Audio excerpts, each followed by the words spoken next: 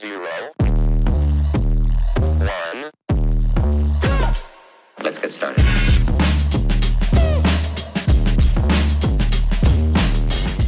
Okay, so for this video, I'm not going to just talk about the exercises and the weight and sets and reps because I have those right in the video for you to take a peek at. I'm going to talk more about the other things that you don't necessarily see during one of my workouts because that stuff is really important too.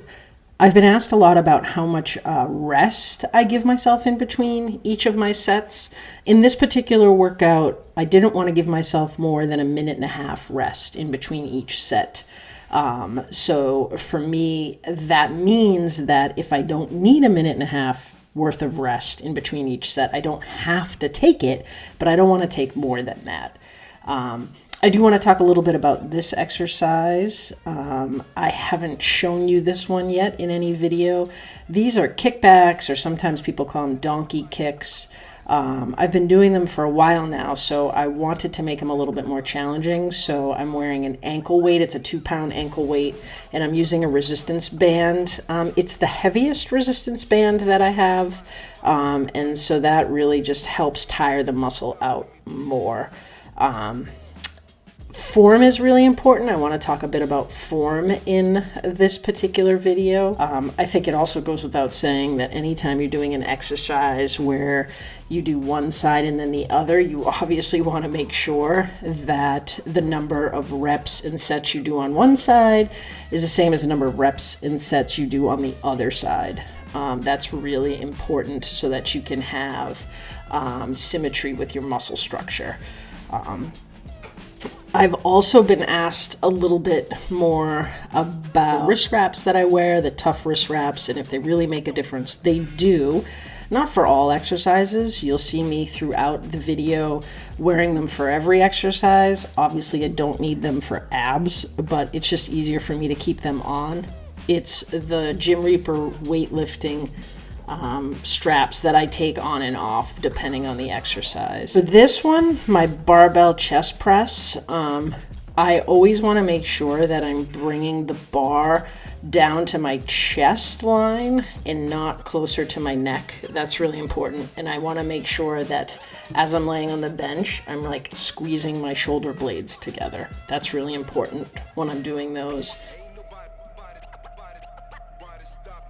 This is a new exercise. These are skull crushers. I want to talk about the easy bar that I'm using. This is brand new for me. I had been using the barbell and it's just too long and it's hard to balance the weight. So I would suggest for exercises like this and also for barbell curls, which you'll see me do a little bit later, it's really nice to have an easy bar. It's easier to balance. It gives you a better grip. It's just safer, so I was really excited to give that a whirl. One of the things I've been working on with my chin-ups is extension. So I cheat a little bit in my form and I don't allow my elbows to extend all the way down or open. This is the best go I've had with them, so it's something I'm consciously trying to work on. These are dumbbell shoulder presses. I have to be very careful with my injured shoulder on these. A key with your form here is you don't want to go all the way down. You want to keep kind of a consistent line. You want the weights to stop at your ears. I'm really trying to do that here to make sure that I have the right form. One of the things I want to talk about with my barbell curls is I need to do better on my form. So I was showing this to someone and they said, you need to extend all the way down. So if you look at it, it's really not the best form. My elbows are still bent when I go down. I need to do a better job of getting a full extension there. So the next time I do these, that's something I'm going to be very conscientious of because I want to make sure that I'm getting the most out of the exercise and I'm avoiding any injuries.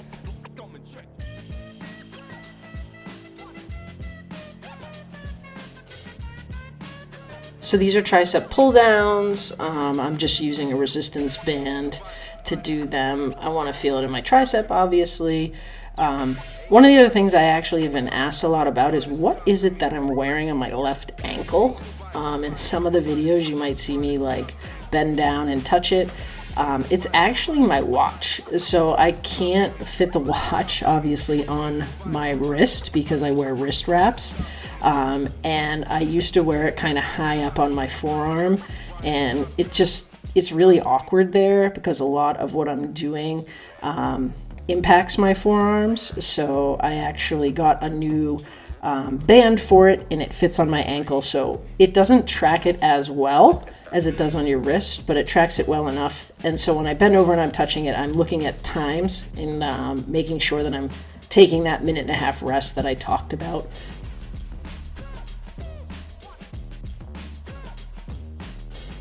I decided to do 2 sets of abs. I wanted to make sure that I adhered to the program and did some bodyweight sit-ups, so that's what I'm doing here. And then you're also going to see that I went ahead and chose to do some kind of weighted pikes. I really like doing leg push downs, but you need 2 people to do those, so I modify it and I use a weight. You'll take a peek at those in a second.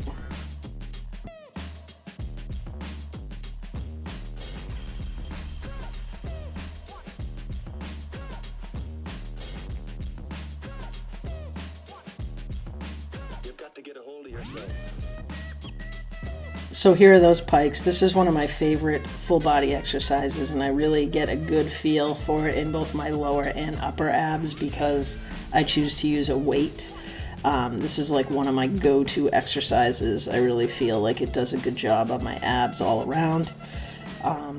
So that was this workout. Hopefully you're able to follow along with what I did, the reps and sets and how much weight without me necessarily talking about each one. And I just want to say, if you've got questions, keep the questions coming. That's one of the reasons I love doing this vlog. I'm here to help you out. Like I said, I'm not a professional at this, but it's a passion. I love doing it.